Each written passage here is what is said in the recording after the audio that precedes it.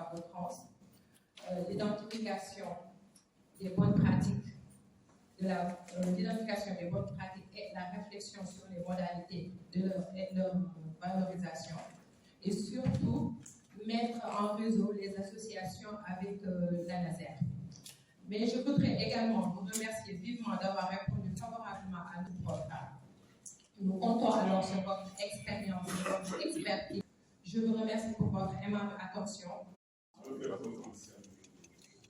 À la suite des activités que nous avons menées depuis 2 ans sur les questions de sécurité routière et sur la problématique des charges à l'essieu. Le Fagotrans, comme vous le savez, c'est un programme, multithématique qui engendre un peu la sécurité routière, la surcharge à l'essieu, la promotion du genre dans le transport et l'information sur la pollution de l'air et particulièrement sur la pollution automobile. Pour mener ces activités sur l'ensemble du territoire national, qui lui ont permis de pouvoir réaliser toutes les activités que nous sommes en train, de valider. Et c'est l'une des raisons pour lesquelles nous avons invité tous ces partenaires pour pouvoir échanger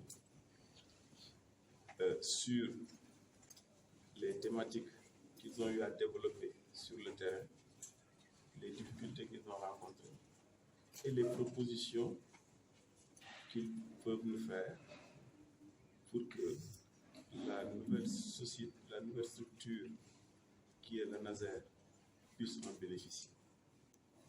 Parce que pour nous, pour mener à bien une campagne de sensibilisation et de sécurité routière sur l'étendue du territoire, il faut s'appuyer sur des organisations pour dérouler les objectifs et les missions qui leur sont assignés. Et c'est l'une des raisons pour lesquelles l'atelier a été organisé. Et tout à l'heure, nous allons partager toute cette expérience et aussi capitaliser les bonnes pratiques. Parce qu'il ne suffit pas de faire l'évaluation d'une activité et de s'en tenir à ça. Si vous faites l'évaluation, il faudrait maintenant voir quelles sont les pratiques qui sont réplicables ailleurs pour que les autres puissent en bénéficier. Et c'est l'un des objectifs de l'atelier. Monsieur Fall, quand on est dans cette situation, on se pose des questions. Nous nous sommes évertués depuis 2 ans à faire des campagnes de sensibilisation.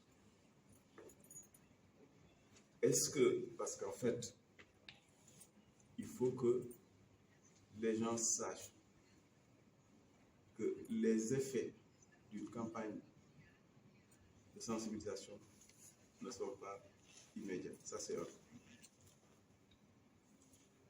Est-ce que la sensibilisation peut arrêter les accidents? Je n'en suis pas sûr. Il devrait prendre.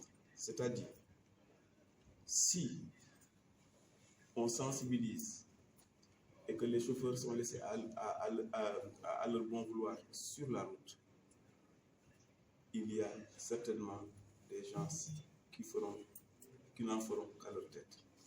Mais maintenant, s'il y a des mesures de coercition, parce qu'en fait, le problème actuel, c'est qu'il faudrait que l'autorité puisse prendre ses responsabilités et que des mesures soient prises pour les contrevenants. Parce qu'en fait, le problème, c'est que la première chose à faire, c'est qu'il faut que le contrôle routier se fasse. Bon, moi je suis comment dirais-je, en partie de l'administration parce que je travaille pour l'administration, parce que c'est la direction des routes qui nous a commis de faire cette activité. Mais il faudrait que, au niveau du contrôle routier, que ça puisse se faire. Parce que nous avions fait tout récemment une mission sur le corridor Dakar-Kidira, mais compte tenu des contraintes que les gens ont eues à l'issue de la grève de décembre dernier et des accords qui ont été faits, mais le contrôle routier est quasi inexistant.